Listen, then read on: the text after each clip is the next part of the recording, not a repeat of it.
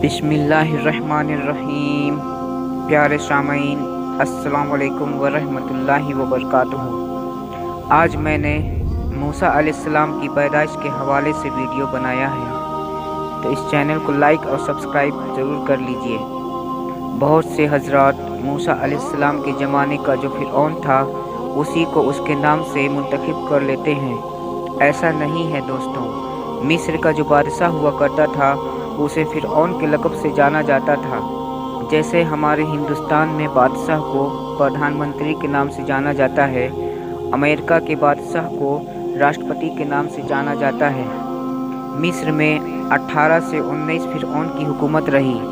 जो मूसा अलैहिस्सलाम के ज़माने का फिरौन था उसका नाम वलीद बिन मुशअब था, जो बहुत तकब्बुर करने वाला था।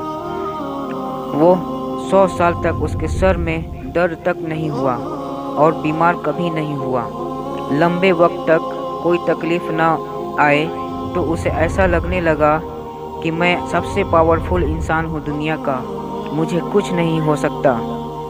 जिसने अपने ज़माने में ये ऐलान किया हुआ था कि लोगों, मैं तुम्हारा रब हूँ, मेरी इबादत करो। लोगों को अपनी खिदमत पर मामूर करने के बजाय अपनी इबादत पर मामूर करता था। हजारों लोग उसको सजदा भी करते थे। एक दिन ऐसा हुआ कि फिरौन ने ख्वाब देखा, आसमान से एक तारा टूटकर उसके महल पर गिरा, फिर आग लग गई। सुबह नजूमियों और काहिनों को बुलाकर अपने ख्वाब की ताबीर पूछी। बहुतों ने अलग अलग ताबीर बताई। जो बड़े माहिर नजूमी थे उन्होंने कहा कि इस ख्वाब की ताबीर यह है कि बनी इसराइल खानदान में एक बच्चा पैदा होगा जो तेरी सल्तनत को हलाक कर देगा, तेरी सल्तनत हलाक करने का बाइश बनेगा। ख्वाब की ये ताबीर सुनने के बाद शाही फरमान जारी कर दिया कि बनी इसराइल में आज के बाद जो भी लड़का पैदा होगा उसे मार दिया जाएगा, कहीं वो बच्चा सल्तनत को हलाक करने का बाइश ना बन जाए। फिरौन अपनी तदबीर में लगा रहा। इस ऐलान के बाद बनी इसराइल में जो बच्चा पैदा होता था उसे मार दिया जाता था और बेटियों को जिंदा छोड़ दिया जाता था। एक साल में इन लोगों ने 12,000 बच्चों को ज़िबह किया। पैदा होते ही कत्ल कर देते थे। फिर उसके दरबारियों ने उससे रिक्वेस्ट किया कि ऐसे ही सब बच्चे मार दिए जाएंगे तो आपकी खिदमत के लिए बच्चे कहाँ से मिलेंगे। तो एक साल छोड़ा जाता और एक साल मारा जाता। इत्तेफाक से जिस साल मारा जाने वाला था उसी साल मूसा अलैहिस्सलाम की पैदाइश हुई।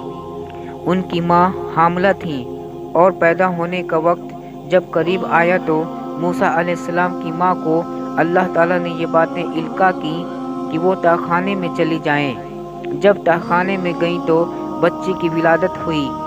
लड़का पैदा हुआ तो वो घबरा गई कि ये साल मारा जाने वाला है। वो बनी इसराइल खानदान से थी। अब मेरा बच्चा मारा जाएगा, कत्ल कर दिया जाएगा। तो अल्लाह ताला ने ये बातें उनकी माँ को इल्का की कि एक संदूक ले लो लकड़ी का, उसमें बच्चों को डालकर दरिया में बहा दो। भला कोई माँ अपने बच्चे को दरिया में कैसे बहाए। अल्लाह ताला फरमाता है, हमने उनके दिल को मजबूत कर दिया। उनकी माँ संदूक में रखकर बच्चे को दरिया में बहा देती हैं और अपनी बड़ी बेटी को कहती हैं कि देखते रहना ये संदूक कहाँ जाता है। मूसा अलैहिस्सलाम की जो बड़ी बहन थी वो देखती हुई जा रही थी संदूक के पीछे पीछे। संदूक बहते बहते एक बागीचे के किनारे लगा। वो बागीचा फिरौन का था और फिरौन की बीवी टहलने के लिए शाम को आया करती थी।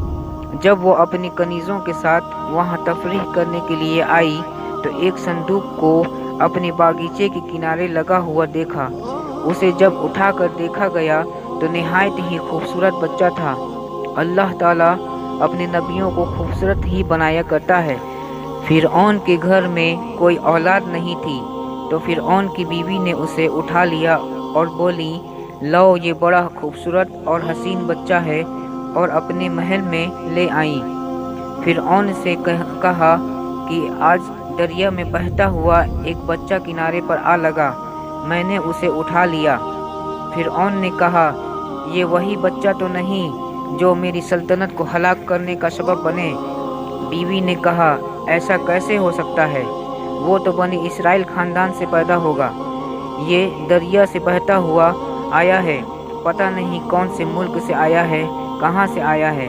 उसकी बीवी ने कहा, इसे मत मारो, करीब है कि हम इससे फ़ायदा उठाएंगे या इसे अपना बेटा बना लेंगे। फिरऔन ने बीवी की बात पर राज़ी होकर उस बच्चे को रख लिया।